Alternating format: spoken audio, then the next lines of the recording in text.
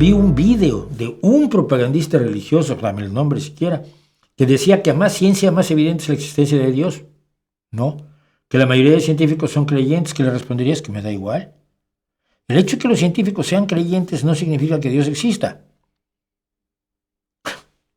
Es así de sencillo.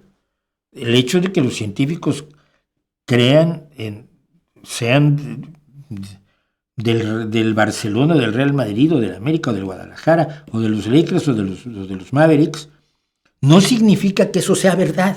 Solo son las creencias de los científicos. Los científicos tienen todo el derecho del mundo a tener sus creencias. Newton creía en la numerología, creía en la astrología. Pero no seguimos la numerología y astrología de Newton. Lo que nos interesa es su ciencia.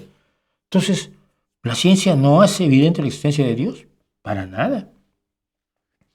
Me gustaría saber que me dijeras quién es ese propagandista religioso.